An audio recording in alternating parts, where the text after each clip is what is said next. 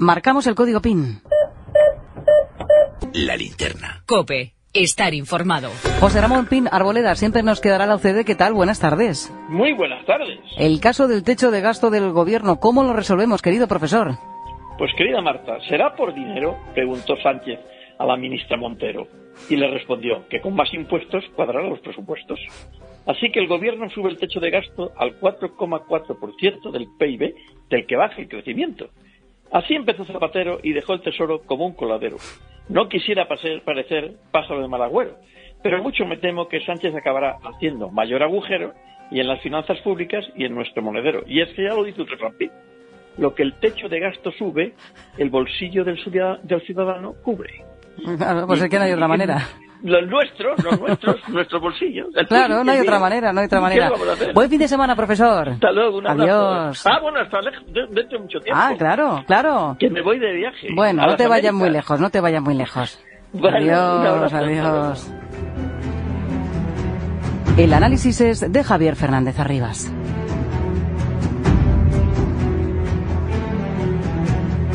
Se cumple el guión habitual de los dictadores que utilizan al enemigo exterior para justificar las protestas internas. En el caso del dictador nicaragüense, combina en sus elucubraciones a los obispos con la administración de los Estados Unidos en una conspiración para derrocarlo. Lo que hacen los obispos en Nicaragua es proteger al pueblo indefenso que es atacado por las milicias paramilitares de Ortega cuando protesta contra una dictadura corrupta y violenta que les ha condenado a una vida de miseria y privaciones. El tono utilizado por Ortega durante la celebración del 39 aniversario de la Revolución Sandinista era patético. Se apropió para su beneficio personal de una celebración del pueblo nicaragüense que ahora está sufriendo lo mismo que en los años 90 provocó el levantamiento contra Somoza. Ortega habla de conspiración yanqui, como siempre, aunque parece que Donald Trump está más preocupado de su relación con el presidente ruso Vladimir Putin. Ya está preparando una nueva reunión con él. Pero no nos olvidemos, Nicaragua necesita de la ayuda de todos contra el dictador Ortega.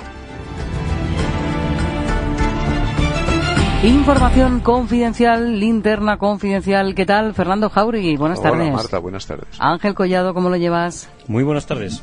Bueno, pues aquí, ya saber dónde. Sí, claro, en el Congreso del Partido Popular. Al final Rajoy no se ha decantado, no ha dado ningún tipo de señal de hacia dónde debe pesar más la balanza, ¿no?, en la votación de mañana. Bueno, no es que no haya dado señales, que no ha citado no ya los contendientes, que no ha citado ni el partido, no ha citado ni el match, no ha citado ni la segunda vuelta, no ha hecho la más mínima alusión. Se ha limitado a glosar su carrera política entera y ese homenaje que ha rendido a su mujer, seguramente merecido, pero no se pueden quejar ninguno de los dos candidatos ni de que les haya dicho nada a favor, que les venga bien ni que les venga mal. Sí que es cierto. Pues se quejaban. Que Pues se sí que es cierto que mientras, quiero decir que la candidatura de Casado sigue hiperactiva, no ha parado ni en el propio discurso de Rajoy, y luego no debe ser que no les venía bien, interpreto, pero vamos, oficialmente no han puesto ninguna queja sobre la mesa. Quiero decir que en el capítulo de defensa del 155 Rajoy podía haber deslizado algo más, pero es casi de lo que ha pasado más por alto. No pueden decir que haya roto la neutralidad. Además, que no tiene sentido que rompan la neutralidad porque las cartas están sobre la mesa, la suerte está echada, o se echará más bien mañana por la mañana, y pese a este movimiento muy de última hora, más casi de nosotros mismos, de los periodistas, que de los políticos, no hay ningún margen de integración previa a esa votación. Fernando, ¿se quejaban quiénes? A ver, yo primero, déjame que haga una incursión en lo personal. Claro. No he ido al Congreso. Manda narices. No he ido al Congreso porque había un atasco brutal, iba yo para allá y un tipo nervioso pues me ha embestido el coche por detrás. No me fastidies. Me ha dejado el coche un poco planchado. Y a mí un poco planchado de la espalda, te digo la verdad, porque esos golpes por detrás son un poco eso así. Míratelo. Con lo cual he tenido que volver a mis cuarteles de invierno y seguirlo en directo, hablando continuamente con un compromisario muy, muy, muy amigo que estaba por allí y que me iba radiando casi milimétricamente las cosas. Después he hablado con 5 personas, después del discurso de Rajoy, y para que veas que no todo es conformismo, es verdad que Rajoy en principio ha mostrado una exquisitez absoluta, pero había gente de Pablo Casado que decía que esa defensa de la actuación del gobierno en Cataluña era un guiño a Santa María. Bueno, a mí me parece que es en fin, coger un poco el rábano por las hojas. Un poquito forzado, reconozcámoslo. Es forzado, pero existe. Ahora, si tú estás por ahí y preguntas a algunos casadistas, ya verás tú como algo de eso te van a decir. Bueno, están todos en lo que están. Está Maillo, me han contado también, ofreciendo cargos a todo el mundo, por ahí. Madre mía. No sé qué cargos. Sí, bueno, hombre, estos son los estertores finales, ¿no? Sí, pero Maillo bastante tiene que cuidar el suyo. Pero bueno.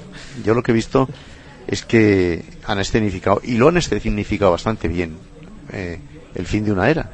Era el fin de la era. Se ha elogiado a Fraga, se ha elogiado a Rajoy, se ha olvidado lamentablemente a Aznar. Yo esto no lo entiendo, sinceramente, que Aznar no haya sido invitado al Congreso. No me cabe en la cabeza. Pero si él mismo dijo, Fernando, que quería seguir el proceso desde lejos.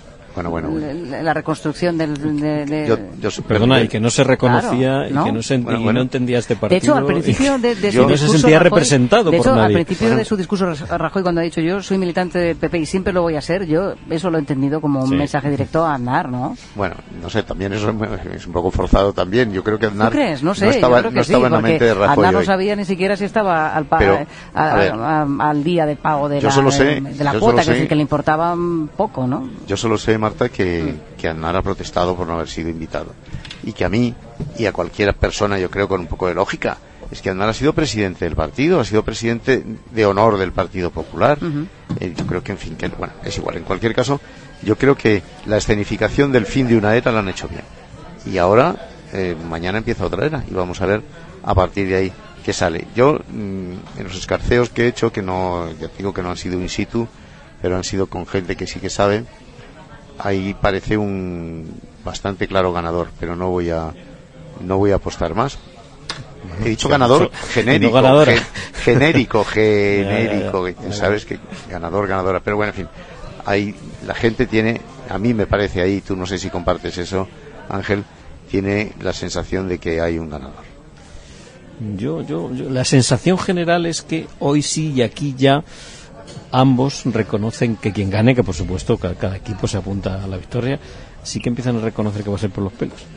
Eso sí que lo reconocen ambos y ya es un gran avance, quiero decir, un gran avance sobre la apoteosis del 63 o del 70% que decían ayer. Eso no va a ocurrir. El diputado por Murcia, ¿no? Teodoro García puso ese tuit en el que ponían esos quesitos que la verdad es que la ventaja que presuntamente sacaba Casado a Soraya Sáenz de Santa María era muy 20 amplia, puntos. ¿no? Sí, 20 puntos. Sí, no le saca 20 puntos, pero sí hay la sensación, vamos a decirlo claro, de que Casado gana. Otra cosa es que sea verdad eso o no. Cospedal también ha estado bastante exquisita, hay que reconocerlo. Estaba muy emocionada. Ha habido muchas lágrimas, ¿no? Lloraba, Ángel, todo el mundo. Lloraba hasta la punta. Ha llorado Ana Pastor, bueno, la mujer de Rajoy, Viri también ha llorado Luis de Grandes, ha llorado... A Rajoy se le ha quebrado un poquito la voz. Bueno, tiene que ser fácil, ¿no? 40 años formando parte de un partido... De manera Rajoy lo pasa mal, con esto de los elogios lo lleva mal, o sea, él se veía ciertamente incómodo. Le he visto más cómodo cuando se ha permitido, por primera vez en su carrera, al menos la parte de su carrera que yo he podido seguir, que rendir homenaje a su mujer, que en efecto que ha sido seguramente la gran sacrificada de estos 40 años de política, no de los 40 porque no llevan 40 años casados, pero sí seguramente de los últimos 20 y como mínimo cuando empezó en el primer ministerio, yo creo que sí seguramente ha sido la más sacrificada y sobre todo en estos años, los años de plomo, no de plomo de la economía, que sí debieron ser terribles en ese escenario. Oye, ¿y se habla de posibles secretarios generales, cosas de eso? Sí, bueno, el de Soraya yo creo que lo sabemos todos. Repítelo porque habrá quien no se haya enterado. Alfonso Alonso, desde el minuto 1 es él que ya como inspectore va ofreciendo en efecto cargos y va haciendo hueco en las listas a todo el que se aproxima. No sé, yo en el caso de Casado no lo sé, incluso él lo que planeaba es no repartir cargos en su lista, eso sería hacer la lista y que de ahí salga el en efecto dar sus 35 nombres y eso dejarlo abierto para luego poner cargos, y eso se tiene que sustanciar ahora. Pues nada. Y tiene que predominar una teoría u otra. Bueno, yo sé que se estaban ofreciendo cargos a Porrillo, ¿no? Bueno, porque pues ya veremos. A uno de mis interlocutores y a medio de otro, porque ha sido menos claro, Sí. desde luego la habían ofrecido. Bueno, ha pillado cacho. Bueno, Yo pues conozco ya uno que ha hablaremos. aceptado en los dos. Bueno, ya hablaremos de todo ello, que el lunes nos vemos, nos escuchamos y ya pues con el ganador sobre la mesa. Ya a ver qué otros confidenciales podemos ofrecer una vez que sepamos quién va a ser el nuevo presidente del Partido Popular. Muy Gracias bien, a los anda dos. que no pasan cosas. Buenas tardes. Gracias, Ángel. Gracias, Fernando. COPE. Estar informado. Adelante, Ignacio Camacho.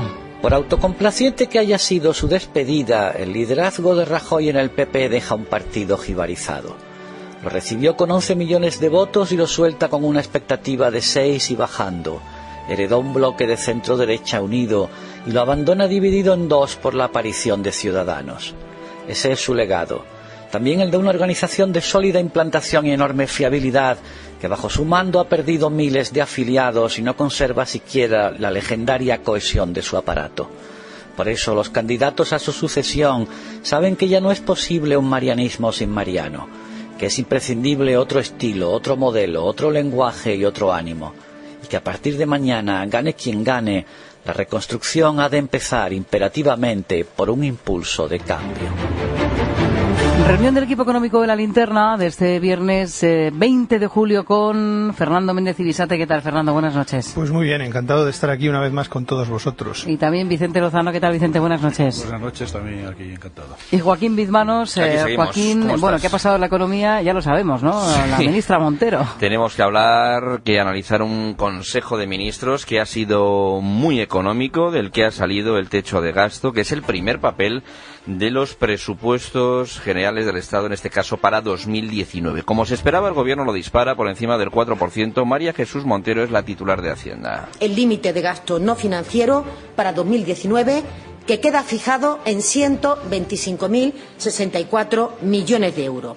Esto significa que incrementamos el techo de gasto para 2019 un 4,4%, con el objetivo de posibilitar un presupuesto expansivo que garantice una recuperación económica justa. Bueno, este techo de gasto, la nueva senda de déficit público más relajada, se tienen que debatir la próxima semana en el Parlamento, primero en el Congreso, si se aprueba en el Senado. El Gobierno no las tiene todas consigo y ha advertido al Partido Popular de lo que supondría el rechazo. De no salir adelante se volvería a los objetivos anteriores y eso, advierte Montero, es sinónimo de ajustes. En fin, todo esto se soporta en un cuadro macroeconómico que la verdad es que no arroja muchas novedades. Se mantienen las previsiones de crecimiento.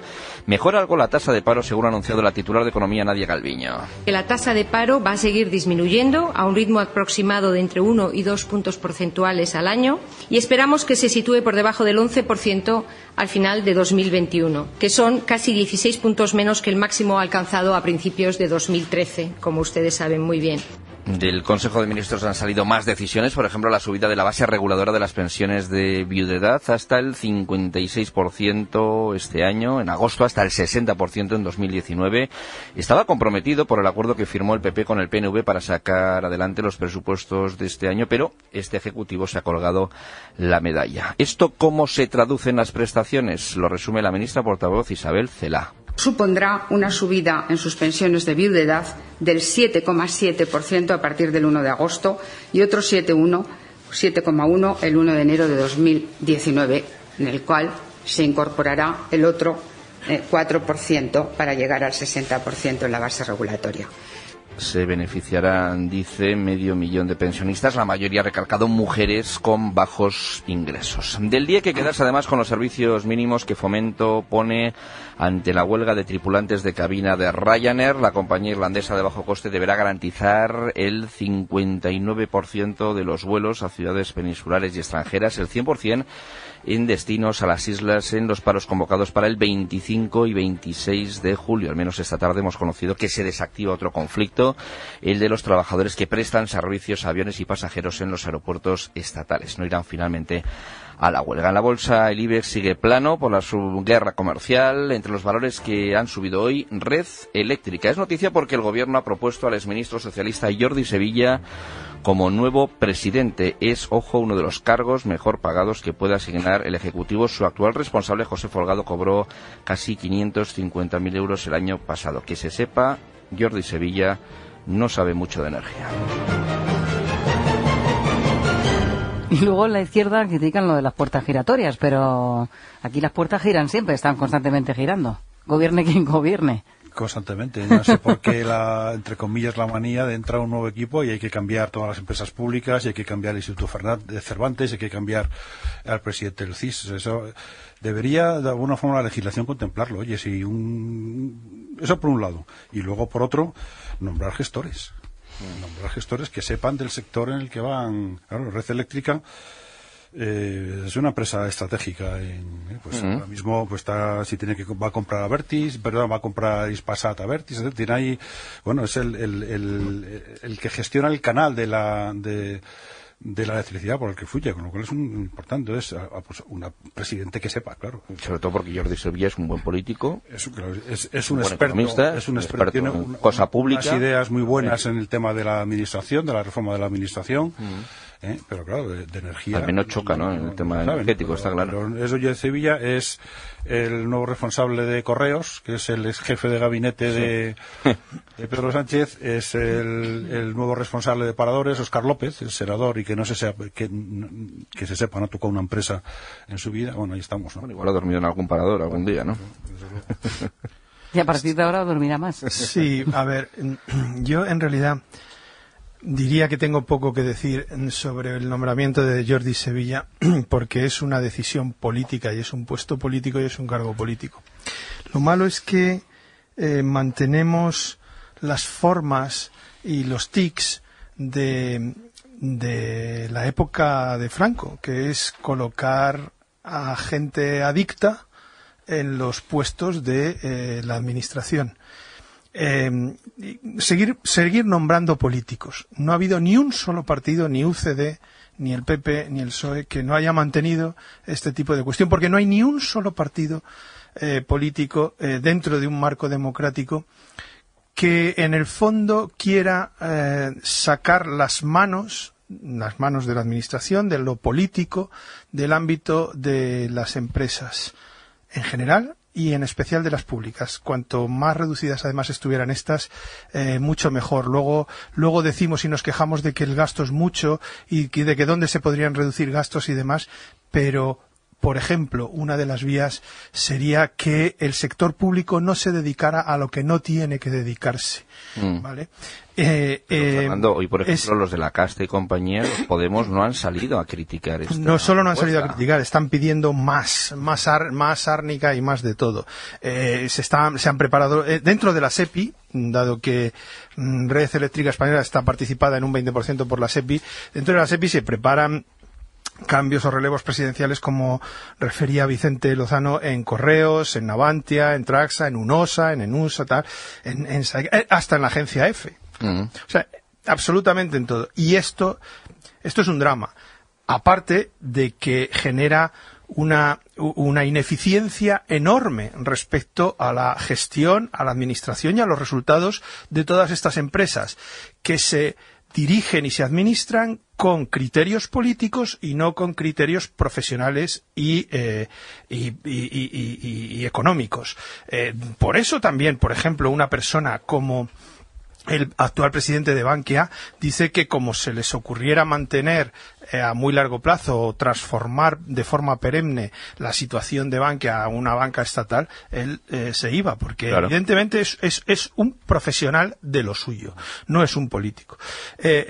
Deberíamos de acabar con este tipo de cuestiones. Todo esto que digo no quita un ápice de méritos al señor Jordi Sevilla, que es un técnico comercial del Estado competente, que es una persona que sabe, conoce, que ha demostrado. Ahora, yo dudaría que haya tenido buenas ideas, ni en las ideas ni en los actos. Cuando ha sido ministro de la Administración Pública, una vez más ha pasado por ahí sin haber hecho una reforma profunda de la administración, como ha sido el caso de Soraya Sáez de Santa María, hoy prócer para dirigir un partido y tal. ¿La Cora no te convenció? La famosa Cora esa. La Cora es del anterior, PP, pero es que, como estamos hablando de Jordi, yo es que creo que, en fin, muchas veces incluso la OCDE ha realizado informes diciendo que para los servicios que presta y para la ineficiencia que tiene la administración pública, el tamaño de la administración pública en España es elefantiásica, es excesiva, es muy grande. Sigo creyendo que no nos merecemos 3 millones y pico de empleados públicos como tenemos ahora, que con menos se pueden hacer las cosas mejor, como en parte también se ha demostrado en muchos ámbitos durante estos años, que se ha reducido en parte el personal, se han reducido determinados fondos y en determinadas cuestiones no han ido a peor, como la gente decía en la calle. Así que, bueno. Vamos a hablar de las decisiones que ha tomado el Gobierno, el Consejo de Ministros. Joaquín, lo apuntabas en el arranque de esta reunión del equipo económico, de los próximos presupuestos generales del Estado. El techo de gasto, primer papel, el límite de gasto no financiero. Se confirma que el Gobierno lo dispara. Es cierto que no hasta los niveles que pedía Podemos, eso era una barbaridad, pero lo sube mucho, bastante. Más de 125.000 millones en total es el techo de gasto, un incremento del 4,4%, el mayor de los últimos años. Es decir, esto nos avanza unos presupuestos generales del Estado para 2019 muy expansivos. La próxima semana irá al Parlamento junto con la nueva senda de déficit público, primero al Congreso, después al Senado. El Ejecutivo no las tiene todas consigo, sobre todo en la Cámara Alta, donde los populares tienen mayoría absoluta. De ahí el mensaje, no tiene desperdicio, de la ministra de Hacienda, de María Jesús Montero. Yo creo que sería difícil entender que un partido político pidiera más recorte que lo que nos exige nuestro propio socio europeo. Y verán, el PP no rechaza esta senda de estabilidad si lo hace por una pataleta o porque no ha asumido el cambio de gobierno, que también. Si lo hace, lo rechaza por una cuestión ideológica. El Partido Popular es el partido de los recortes y del Estado mínimo.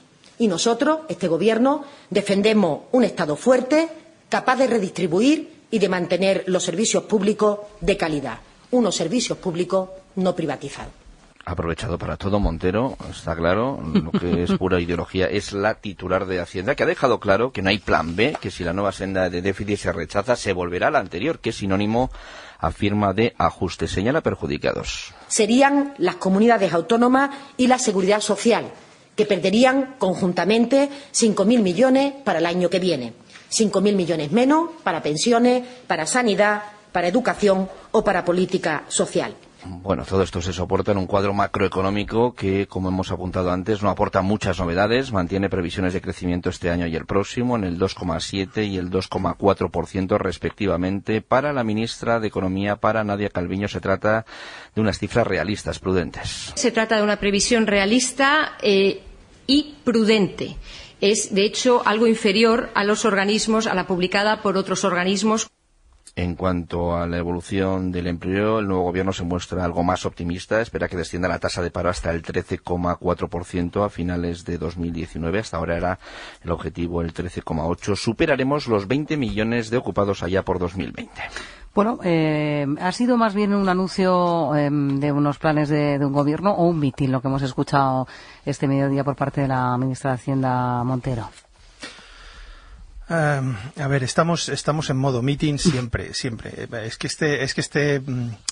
este gobierno, dadas las circunstancias, dado el entorno en el que se mueve, dado cómo ha salido, dado el objetivo para lo que está, no puede tener sino un modo meeting, estar en modo meeting, ¿no?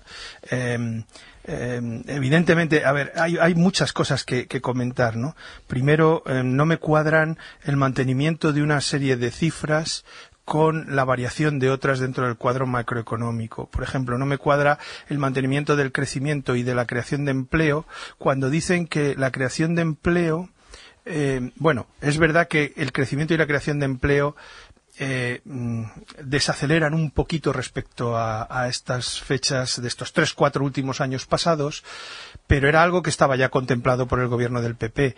Y si ellos dicen, como han dicho, que esperan que la tasa de crecimiento la tasa de reducción, del paro sea entre el 1 y el 2%, eso significa una renuncia de entre 1 y 2 puntos porcentuales respecto a cómo estaba disminuyendo el paro, que era al 3% respecto el gobierno del PP. Luego están admitiendo que hay una clara reducción de la economía. No me cuadra entonces con todas las otras previsiones, que dudo que incorporen, entre otras, las otras previsiones, sobre todo referidas gasto, déficit, deuda, que dudo que incorporen la disminución en la tasa de crecimiento de la economía y en el posible menor decrecimiento del paro como consecuencia de las subidas de impuestos y de los incrementos de gasto.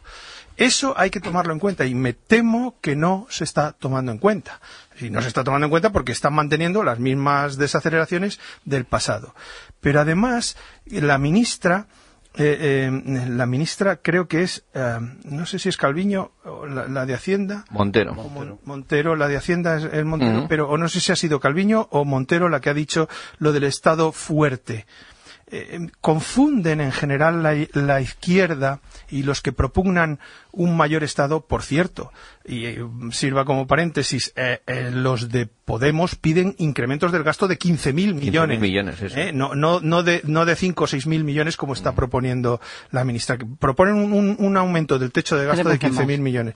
Bueno, confunden en general un Estado fuerte con un Estado grande. Y no tiene nada que ver.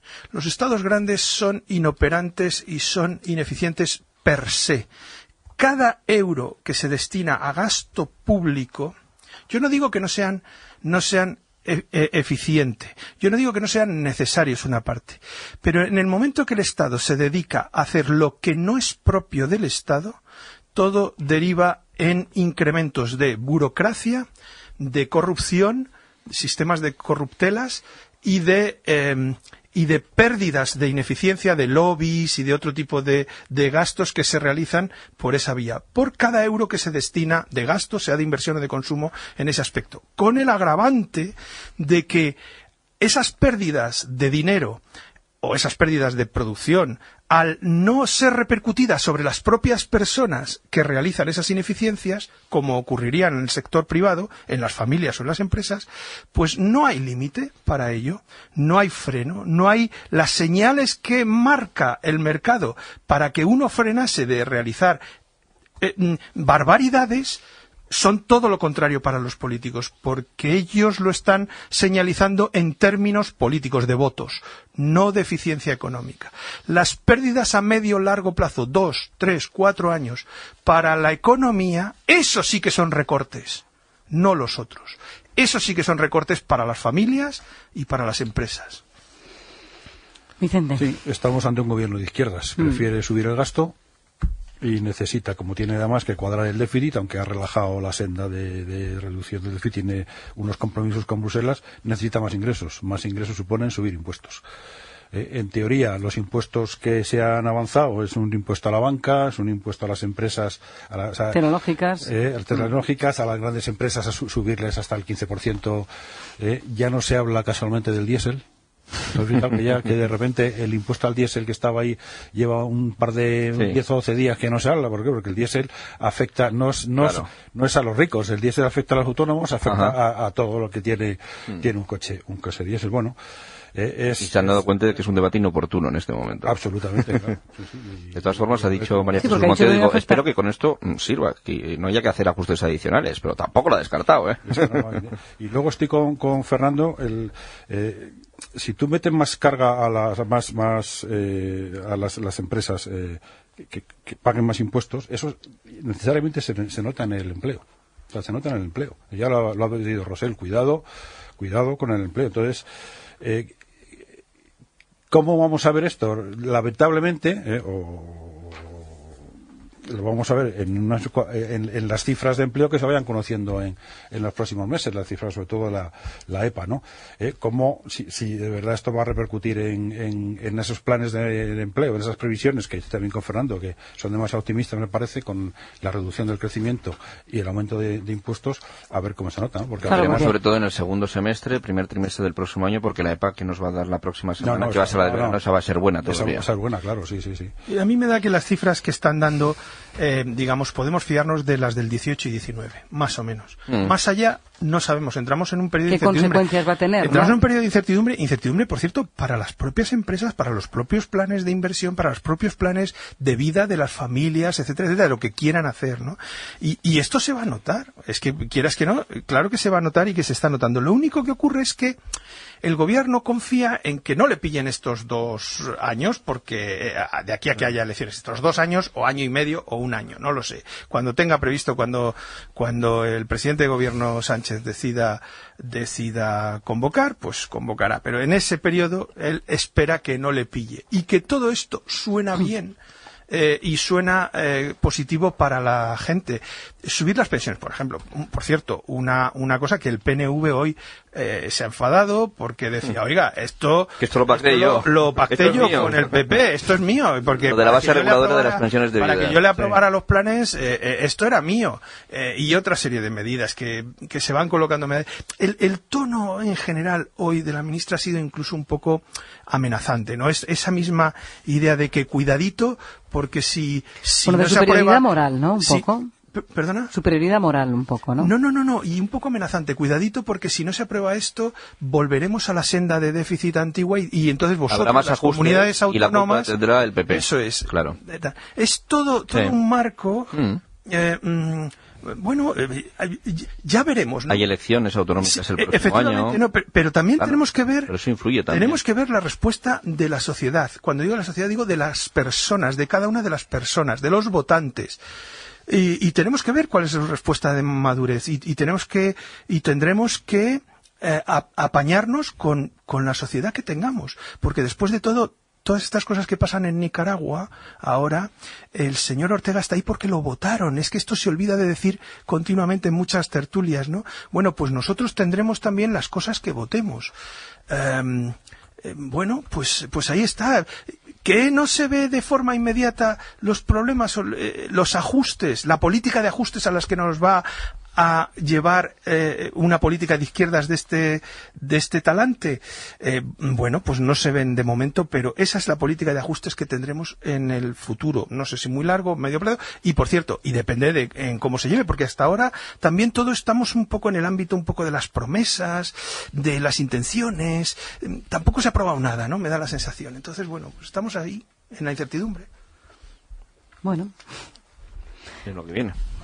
Vamos a hablar de turismo con nuestro experto Domènec Biosca de los aeropuertos. Sí. Destacan hoy 2 noticias, Joaquín. Por un lado, los servicios mínimos que ha fijado Fomento para la huelga de Ryanair. Ya saben, la tripulación de cabina ha convocado paros para los días 25, 26 de julio. La próxima semana el Gobierno quiere garantizar que despeguen el 59% de los vuelos con destinos a ciudades de la península y del extranjero, del 100% si conectan con las islas. Lo que se desactiva es la huelga para agosto de los trabajadores que prestan servicios a aviones y aeropuertos en todos los aeropuertos estatales. Han llegado a un acuerdo con la patronal que se va a rubricar en un nuevo convenio colectivo. Y José Luis Oleda, que es vicepresidente de Exceltur, de este lobby turístico, ha pedido una ley de huelga más restrictiva. Haría falta una ley de huelga algo más restrictiva cuando que se refiere a servicios públicos. Domènec Biosca, buenas noches. Buenas noches. Por cierto, yo quisiera ser más alto también. ¿Más? Que dicen que va a haber menos huelgas. Yo quiero ser más alto. No se van a cumplir. Porque el problema de la huelga es cuando la anuncias y faltan días, las expectativas que has creado de seguridad en los ciudadanos, que les llaman pasajeros o lo que sea, entonces es brutal. Y además ya está ocurriendo. Está ocurriendo con Vueling, con retrasos en los aeropuertos, está ocurriendo con la Guardia de Seguridad aquí en Barcelona, cuando cortan calles, cuando han cortado es decir, esto es permanente, es una falta de respeto a los ciudadanos. Y os leeré algunas cartas concretas. Una señora gallega dice, me daban alternativas para volver a Barcelona, pero me costaban 100 euros más. O otra persona que dice, estaba en Galicia, quería volver a casa, pero tenía que pagar 300 más para volver a la compañía. Y os diré solo un dato para que lo tengáis en cuenta. Solo en Galicia ya eran 300 vuelos que quedaban colgados entre Galicia y Oporto. Imaginaos todo esto en toda España. Esto es un desbarajuste ¿Y qué significa? Y además no es una huelga, es un continuo desprecio de huelgas, de manifestaciones, de cortar calles, de no poder coger un avión porque está cortada la carretera que te lleva a los aeropuertos. ¿Y esto qué afecta? Pues afecta a la marca España. ¿Se la cargan de alguna manera, Domènech? Totalmente. Es que todos somos marca. Y además vivimos de nuestra marca. Sin marca no somos nada, somos uno más, que hay en el montón y son muchos. Y la marca España significa que tiene millones de espectadores nacionales y extranjeros, turistas, inversionistas, emprendedores, ciudadanos, ahora que hablamos del paro. Y la marca es como un cristal. Tú vas en el coche, te salta una piedra y aquel cristal ya no es nuevo. Y estamos todos colgados a la marca España. Da igual, aunque sea el Real Madrid, está colgado la marca España. ¿Y la marca España qué significa? La marca España significa que hay expectativas. ¿Qué voy a encontrar en España? Colas, retrasos, el aeropuerto sucio, y entre lo esperado y lo deseado es lo recibido. Si lo recibido no coincide o iguala o mejora a lo esperado, es cuando tenemos una frustración. Y esto es lo que está pasando con la marca España. Pero Domènech, ¿eso es una intuición o ya es una realidad? ¿Tú ya lo empiezas a percibir, te lo empiezan a comentar algunos de tus colegas?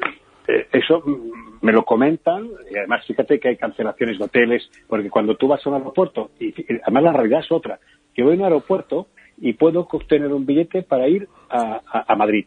Llego a Madrid y veo retraso, pero veo otro billete, otra compañía que cojo otro billete, pero además un día hice un programa en directo explicando esto con vosotros, y resulta que sale antes, luego no sale antes.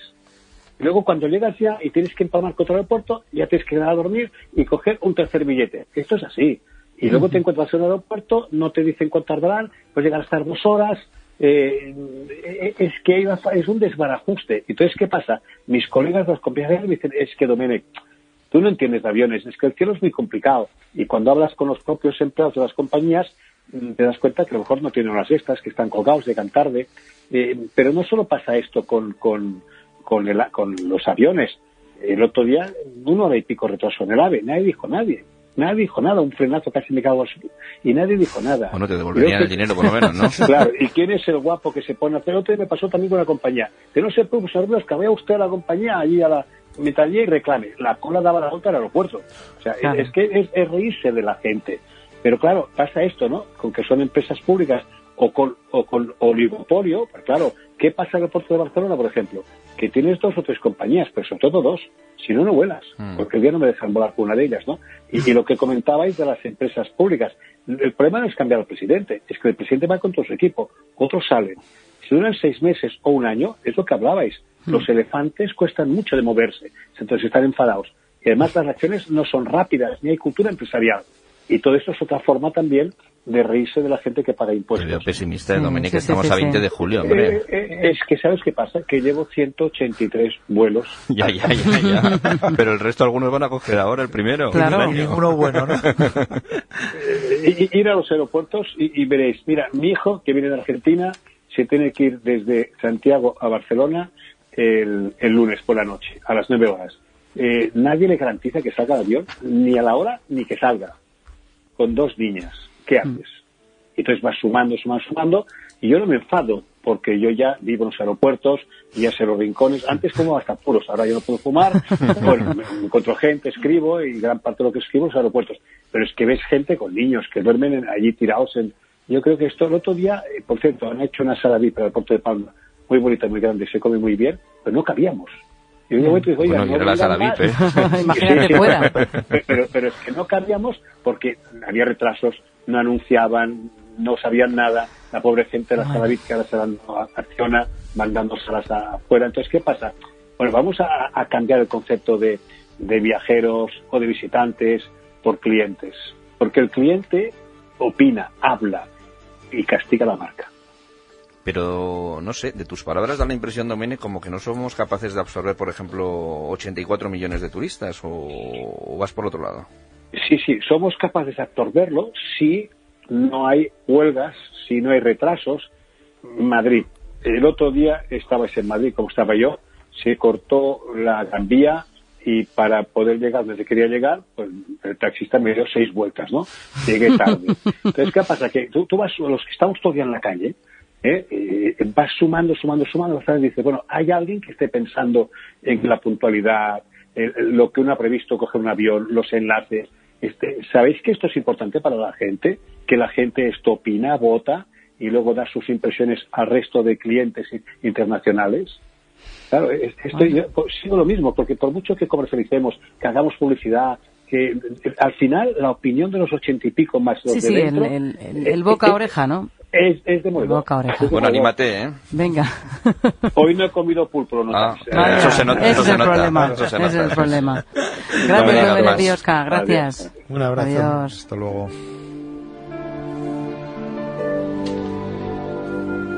La prensa económica de mañana, Joaquín. Bueno, pues por cerrar el bloque turístico, veo por ejemplo en 5 días que el sector rebaja previsiones al caer la demanda extranjera. Esto se veía venir porque teníamos muchos turistas prestados que ahora devolvemos a países como Egipto, como Grecia, como Túnez o Turquía, que se están recuperando. Sí. Muchos sobre el Consejo de Ministros, sí. Perdona, Joaquín, pero también hay un poco de algo de lo que decía Jiménez Biosca, que es que... Domènech Biosca, perdón, que es que... digamos, hay una pequeña voluntad general en el ambiente de los administradores de las ciudades, de nuestros administradores locales, de los ayuntamientos y demás, que también se va expandiendo hacia el conjunto de los habitantes, de los vecinos de la ciudad, que es un poco rechazo de que turismo molesto, ¿no? Y también ese tipo de cosas, esto no es de la noche a la mañana, viene ocurriendo hace ya 2, 3, 4 años. Y esas cosas también se van repercutiendo, y lo malo es que se saben, fuera se saben. Nos creemos que no, pero fuera se saben. Bueno, mañana mucho sobre lo que ha salido hoy del Consejo de Ministros. En El Mundo, Vicente, también en las páginas de Economía de ABC destacáis que el Gobierno aprueba más gasto público. En expansión, el Gobierno eleva el techo de gasto a un 4,4%. 5 días el gasto público crecerá hasta un 4,4% en 2019 para atender a lo social. En El Economista, el gran alza del gasto amenaza la aprobación del presupuesto. En expansión, el Gobierno propone a Jordi Sevilla como presidente de Red Eléctrica, lo hemos comentado, y os adelanto también mañana que en este periódico En expansión escribe nuestro colaborador Rafael Pampillón en El Pulso de la Economía sobre exportaciones y Trump, porque la guerra comercial sigue ahí. Eso es otra. El Gobierno, entre sus previsiones, cree que el sector exterior va a seguir añadiendo cosas positivas, y estamos viendo cómo cada vez, año a año, una de las razones por la que se está desacelerando también el crecimiento es por eso, por el sector exterior. Y tenemos que estar un poco al pairo y a la espera de a ver qué pasa con todo esto, ¿no? Esto está siendo más serio de lo que también parece, ¿no? Sobre todo que se alarga la incertidumbre, sí, ¿no? Sí. Y pues eso es lo que hay mañana, Marta. Bueno, tiene unos cuantos retos este gobierno, o sea que no lo va a tener nada fácil. Este gobierno solo momento impuestos y gastar. Solo tiene uno. Mantenerse. ¿Qué es mantenerse? Mantenerse no. Y ganar las próximas ganar las elecciones. Ese es su objetivo. Su único objetivo no es mantenerse, no es no sé qué, no es más. Bueno, mantenerse 2 años, que no lo va a tener fácil, Ganar las elecciones. Hay que mantener 2 años, Fernando. El objetivo es ganar las elecciones. Todo en base a eso. Todo se lee en base a eso. Y bueno, no lo va a tener fácil. Pues eso es sinónimo de más gasto, ya lo sabes, No lo va a tener fácil, sobre todo si vamos desenmascarando algunas de las triquiñuelas que todo político intenta hacer, sea de derechas o de izquierdas. Ahí estás tú. Vamos a dejarlo aquí. Gracias, Fernando Méndez y Bisate. Buen fin de semana. Lo mismo os deseo a todos. También para ti, Vicente Lozano. Igualmente. Un abrazo, Joaquín. Buen fin de. Hasta lunes.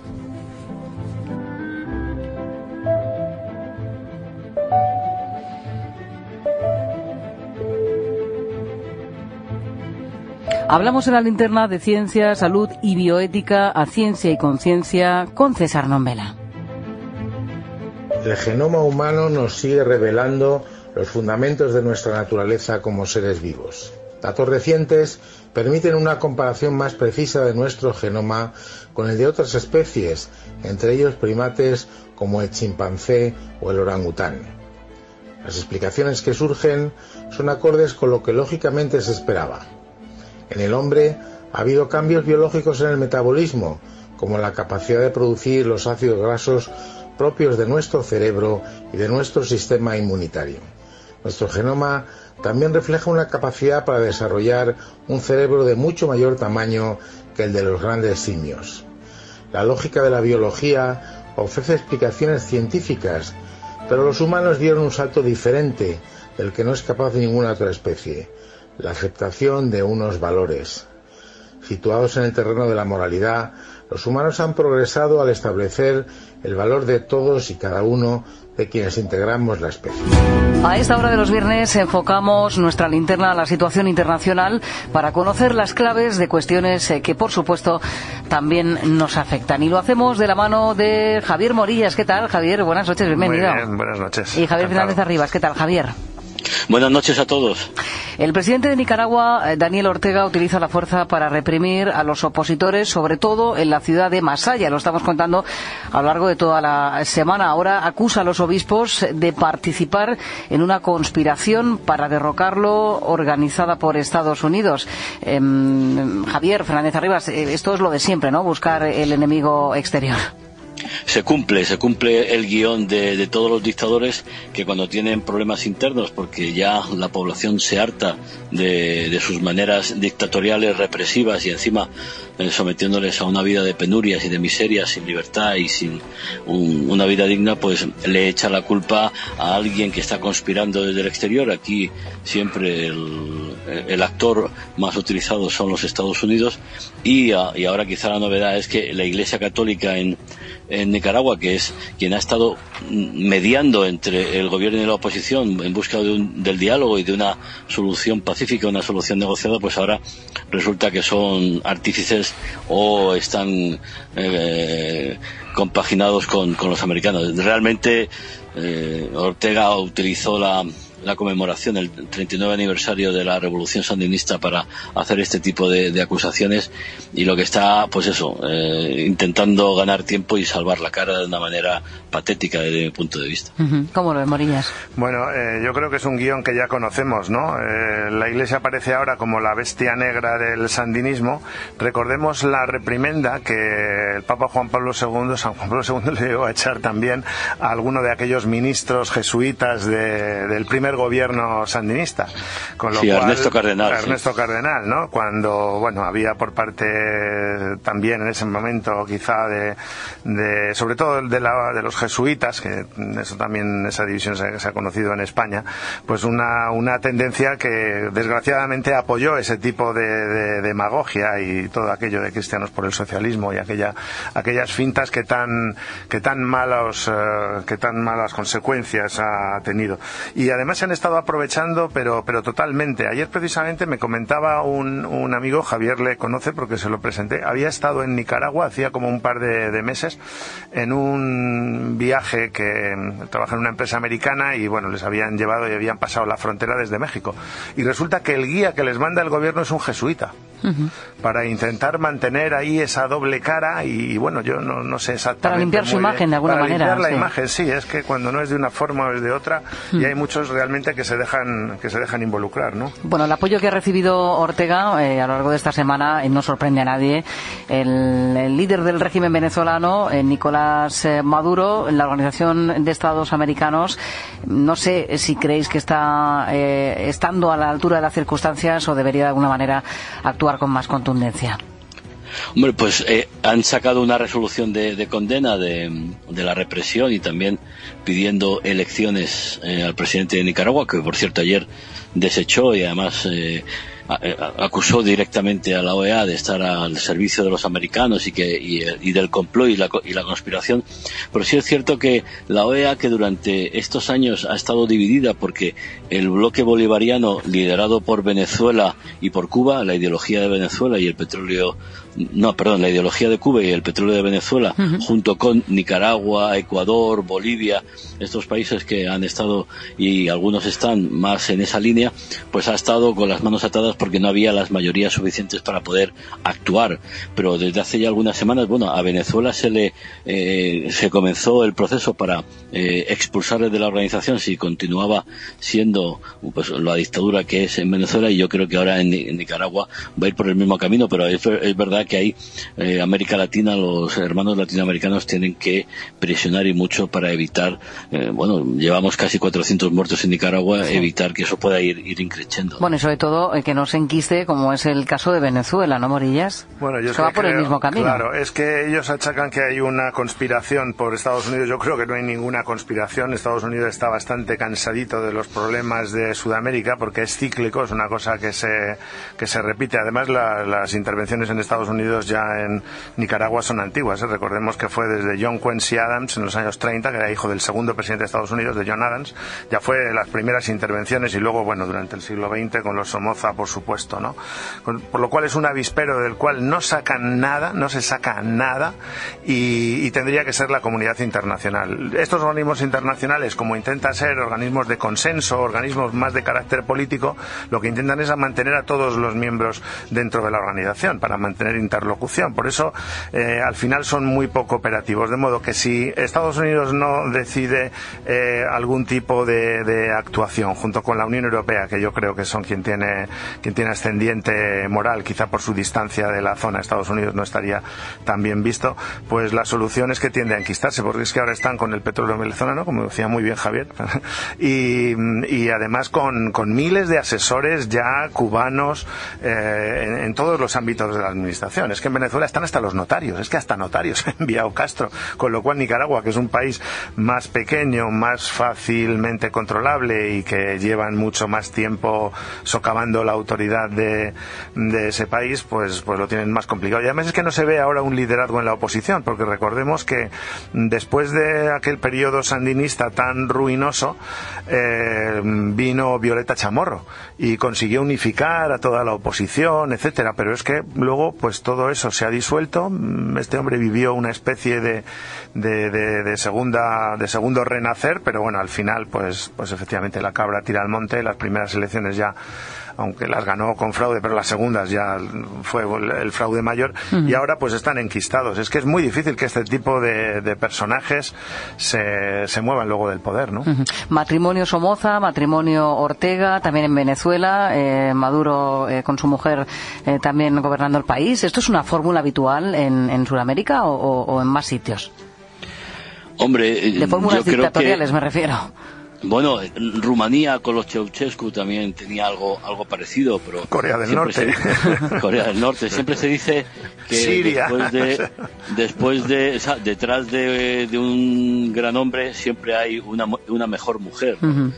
Siempre es lo que se dice. Sí, efectivamente, el caso de Rosario Murillo es bastante sorprendente, porque ha conseguido una ascendencia muy notoria en lo que es no ya solo la parcela de poder que ocupa Daniel Ortega, no ya solo en el Frente Sandinista de Liberación Nacional, que ha sufrido varias escisiones, gente que no está en absoluto de acuerdo ni con la corrupción, ni con que pusiera a miembros del Tribunal Supremo para que le permitieran un nuevo mandato, ni con todos los fraudes que se han ido cometiendo. En ese sentido es mucho más dura. El otro día yo escuchaba a Rosario Murillo algo que me rememoró a Somoza cuando hablaba, no, es que los opositores son diabólicos y terroristas y hay que hacer la operación limpieza con toda la dureza posible. Digo, me estoy retrotrayendo a lo que eran los años de Somoza y que provocaron la revolución sandinista, efectivamente.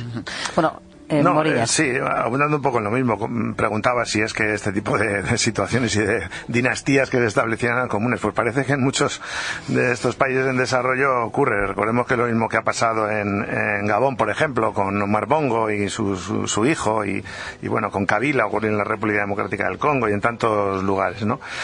Con lo cual, bueno, esto lo que avala mucho más son los procesos de transición democrática, de transición pacífica, y por eso también en su momento, ahora tan denostada la transición española, fue un ejemplo para muchas partes del mundo, aunque ahora quieran dilapidar ese capital político y malinterpretarlo, porque de cara al exterior también proporciona lecciones. ¿Cuál es la gran lección también en el caso de Nicaragua? Bueno, pues que efectivamente cualquier situación, por mala que sea, es susceptible de empeorar. Con lo cual, un régimen es malo, pero lo que hay que conseguir es una transición que sea pacífica, todos esos procesos revolucionarios, ¿no?, que se decía en los años 30, realmente lo que conducen es a más miseria para el pueblo, y eso pues los sectores más conscientes, las élites dirigentes del país lo tienen que tener muy claro, y porque es que los patrones se repiten, ¿no? Lo vemos con el comportamiento y los ataques a la Iglesia, los ataques recurrentes contra Estados Unidos, aunque como digo ahora Estados Unidos yo creo que es que menos. Claro, es que Estados Unidos ahora mismo está en otra cosa, porque tiene bastante polémica ahora el presidente Trump con Putin, o sea que está a otros menesteres. Claro, y a mí me decía también un responsable norteamericano hace años respecto a estos países, decía, mira, es que lo que está comprobado es que en estos países,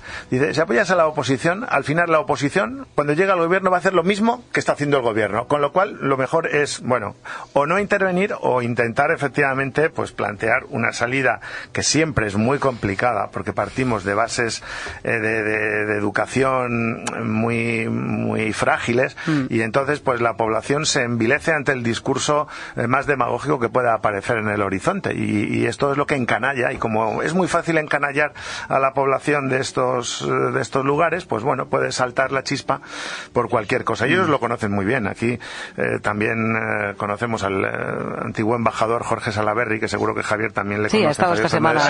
Me imagino. Es un gran tipo, excelente, que se vino, bueno, lo vio ya venir cuando cayó el gobierno para el que él servía, y no quiso volver. Se quedó en España, pero se quedó en España sí, o sea, con todos, y sigue viviendo entre nosotros, porque es que es muy difícil. Luego articular la oposición costó mucho, lo de Violeta Chamorro, y ahora vamos a ver esa alianza cívica que tienen por ahí, pues y el movimiento sandinista de renovación, gente como Víctor Hugo Tinoco, que fue alto cargo con el sandinismo hace unos años, y ahora está en total y absoluta oposición a lo que es la dictadura de Ortega. Bueno, vamos a hablar de otras noticias de la semana, el encuentro Trump-Putin y todas las consecuencias que han tenido las palabras de Trump en su rueda de prensa posterior, en las que prácticamente ponía por encima de los servicios secretos norteamericanos la versión de Putin sobre las injerencias de Rusia en las elecciones que le llevaron al poder.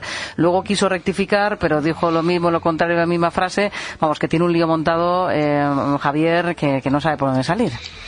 Yo no encuentro, y mira que voy mirando a ver qué mandatario ha sido capaz de permanecer en el poder en contra de sus servicios de seguridad y en contra de sus servicios de inteligencia, entre otras cosas, porque no son solo los intereses del Estado y los intereses en este caso de los Estados Unidos, sino los propios como presidente los que tienen que ser garantizados. También es verdad que hay algunos servicios de inteligencia que luego juegan a la contra, pero aquí hay mucho en juego, sobre todo porque, Putin está encantado de que haya todo este tipo de polémica, incluso está encantado de que se le haya invitado y ya se esté preparando una segunda reunión en Washington para dentro de unos meses, pero lo que subyace detrás de todo esto es, uno, la necesidad de que las superpotencias tengan una relación correcta y evitar una guerra fría, y sobre todo guerra comercial que nos pueda afectar a todos, pero eso siempre y cuando no sea sacrificando, por ejemplo, la investigación que lleva el fiscal especial del FBI, Robert Mueller, sobre la injerencia o los contactos que tuvo el equipo de Trump durante la campaña electoral con representantes rusos, y que eso está más o menos demostrado y que hay un proceso abierto. Ahí yo creo que Trump es lo que está temiendo, que eso le afecte muy negativamente, porque ahí Robert Mueller, que es un exdirector del FBI con mucho prestigio, está llevando a cabo una investigación que, por cierto, quiere sentar a Trump en el banquillo, y eso es lo que el presidente está intentando evitar, ¿no? Morillas. Sí, es que Trump lo que está demostrando es que es un gran provocador, ¿no? Un gran provocador, que yo creo que lo mismo dice una cosa que se desdice. Él, yo creo que la alianza o la relación con Rusia es una relación que de una u otra forma hay que intentar mantener, también por parte de la Unión Europea. Recordemos que Tocqueville, cuando visita Estados Unidos ya hacia 1834, dice, aquí las dos potencias grandes del futuro, y todavía no estamos en mitad del 19, en el futuro van a ser Estados Unidos y Rusia, solo por sus dimensiones, porque son unos países que tienen de todo, unas tierras buenas de cultivo, minerales estratégicos de todo tipo, etcétera. Con lo cual, esos dos grandes colosos, que están además en el ámbito de la cultura occidental, una vez que el régimen soviético ha sido derrotado, tienen que entenderse. Y desde luego lo que Trump aborrece son las soluciones que se han dado a través de las primaveras árabes. Es decir, ni ha sido solución el derrocamiento de Gaddafi en Libia, ni ha sido solución... Porque no había un plan alternativo. Porque no había ningún plan alternativo. O sea, porque se ha estropeado lo que había y no se ha creado nada mejor. Y no ha contribuido a mejorar nada. Y eso ya lo habíamos visto en Irak. Quiero decir, que esto no es nuevo. Bueno, efectivamente. Más o menos. Sí, pero yo creo que ha sido todavía más dramático en Siria, con esa guerra cruel que se ha llevado por delante para nada, porque es que al final se vuelve al statu quo, es decir que... Sí, es una guerra mundial en pequeñito, ¿no? Están muchas potencias ahí implicadas. Pero donde Estados Unidos y Rusia se entienden, porque saben hasta dónde puede llegar el otro, es decir que se sabe que Rusia controla la Latakia, la parte occidental de Siria, tiene ahí su base naval en el Mediterráneo, y sabe que el régimen de Hafez al-Assad no va a caer, y además cuenta con el apoyo de la minoría cristiana, que siempre ha sido una minoría muy influyente, a pesar de que se le haya ninguneado pero bueno, todos estos años, que es una alianza también rara, porque es un régimen medio chiita, o con muchos contactos con los chiitas, como son los alawitas sirios, pero con los colectivos cristianos, ¿no? Con lo cual, esa relación Trump-Putin, bueno, atraviesa y va a seguir atravesando por muchas contradicciones, pero al final vamos a ver que de la misma forma que se han entendido en Siria para ir acabando con el conflicto, lo vamos a ver en otras partes. Lo que pasa es que hay algunas cartas que ya parece que están dadas, y la de Nicaragua pues parece que ya ha caído de un lado y no se vuelve. Y luego pues todas las otras batallas que se están librando, sobre todo con China por el tema de la propiedad intelectual, etcétera, pues esas todavía van a tener largo recorrido. Javier, muy breve. Yo por completar lo que muy bien está exponiendo Javier, Ucrania, el origen de la actual guerra fría entre Rusia y Occidente, con sanciones que realmente es lo que molestan a Putin, viene por la actuación y la situación en Ucrania. Ese es el caballo de batalla, que es donde habría que encontrar una solución para garantizar la estabilidad. Javier Morillas y Javier Fernández Arribas, gracias por este análisis sobre la actualidad internacional que nos ha dejado esta semana. Gracias a los dos. Muy bien, muchas gracias a vosotros. Buenas noches a todos. Buen fin de semana, adiós.